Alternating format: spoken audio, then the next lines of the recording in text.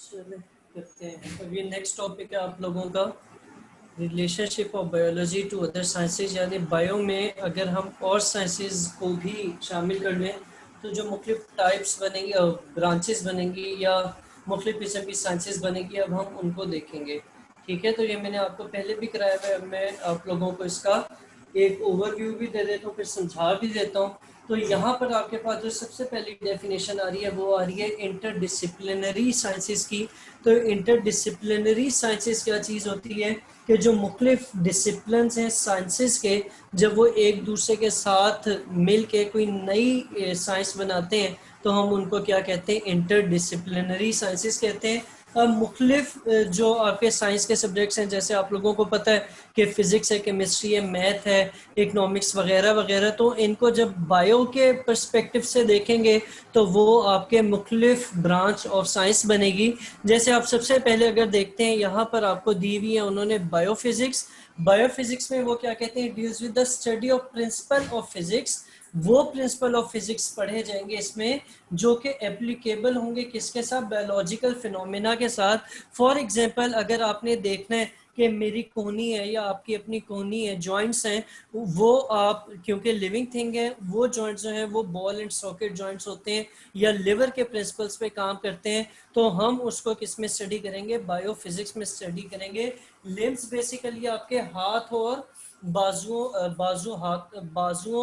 हाथों को और आपकी पाँव वगैरह को कहा जाता है। तो इनकी जो मूवमेंट है वो सारे वही प्रिंसिपल फॉलो करते हैं जो कि फिजिक्स के लिवर के प्रिंसिपल्स हैं।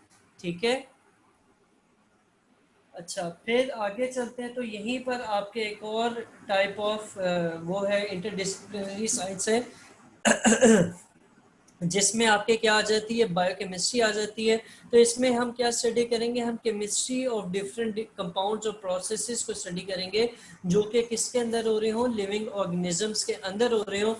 फॉर एग्जांपल अगर आप लोगों को प्लांट्स का पता हो तो प्लांट्स में एक प्रोसेस होता है जिसको हम क्या कहते हैं, फोटोसिंथेसिस। अब उसके अंदर जो केमिकल प्रोसेसेस होते हैं, जो मेटाबॉलिज्म होता है, उसको हम किस में स्टडी करेंगे, बायोकेमिस्ट्री में स्टडी करेंगे। फिर तीसरी इंटरडिसिप्लिनरी साइंसेस पे आते हैं। तो तीसरी आपके पास है बायोमैथमेटिक्स या बायोमेट्री।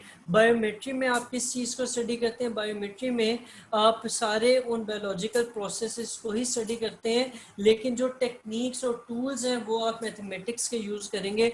फॉर एग्जांपल अभी जैसे ये कोरोना का इशू बना या किसी भी बीमारी को आप उनके स्टेट्स को क्या करते हैं, कैलकुलेट करते हैं, या उनके रूल्स को अप्लाई करते हुए कोई मेडिसिन डेवलप की जाती है या कोई रिसर्च टेक्निक डेवलप की जाती है, तो वो आपकी बायोमेट्री में आएगी या बायोमैथमेटिक्स में आएगी। सही है, अच्छा फिर नेक्स्ट पेज पे चलते हैं। तो नेक्स्ट पेज पे चलते हैं। नेक्स्ट पेज पे आपके दो तीन और हैं इसी से रिलेटेड। उनमें आपके एक आती है बायोजोग्राफी। ज्योग्राफी में आप क्या पढ़ते थे, कुछ याद है? ज्योग्राफी आप पढ़ते रहे हैं ना छोटी क्लासेस में, क्या होता था उसमें? हाँ, ज्योग्राफी में किससे रिलेटेड सारी इंफॉर्मेशन थी? हाँ, ये काम ना किए, ज्योग्राफी ज़मीन से रिलेटेड सारी इंफॉर्मेशन थी।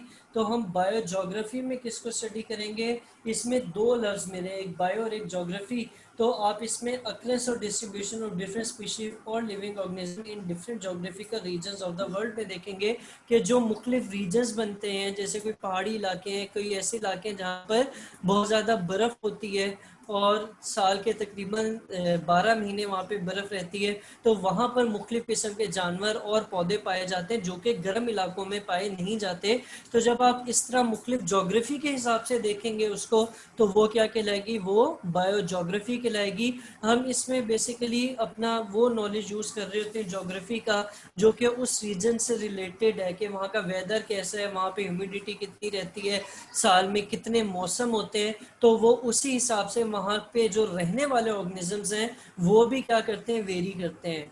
ठीक है, फिर आपके पास नेक्स्ट आ जाता है बायो इकोनॉमिक्स। इकोनॉमिक्स में हम, मैंने पहले भी बताया था कि हम क्या देखते हैं, हम ये देखते हैं कि जो कमाई से रिलेटेड, वेल्थ से रिलेटेड एजुकेशन होती है, अगर मैं आपको छोटा सा बताऊं तो वो वेल्थ से या बिजनेस से या कमाई से रिलेटेड चीज़ होगी।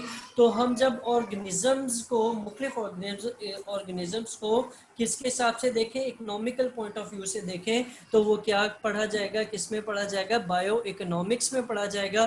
फॉर एग्जांपल हमें पता है कि एक प्लॉट में अगर 10 मन गंदम उगती है और हम चाहते हैं कि हम किसी तरह 10 से वो 12 मन कर लें और अपने प्रॉफिट को और यील्ड को ज़्यादा कर लें, तो वो किस में आएगा, वो आएगा, वो टेक्निक्स और वो रिसर्च जो है वो किस में की जाएगी, बायो इकोनॉमिक्स में की जाएगी। ठीक है, तो ये आपकी 5-7 जो है वो क्या है, इंटरडिसिप्लिनरी साइंसेज हैं। मैंने आपके सामने यहाँ पर हर डेफिनेशन में से 2 या 4 लफ्ज को हाईलाइट किया। तो आप लोग क्या करें, आप लोगों ने ये वाला पूरा जो सामने एक डायग्राम सी बनी हुई है, माइंड मैप सा बना हुआ है, ये बनाएंगे तो आप लोगों को चीज़ याद करने में आसानी होगी। ये पेज के सेंटर में बना के नीचे जो है वो फिर आप डेफिनेशंस और एग्जांपल्स लिख सकते हैं।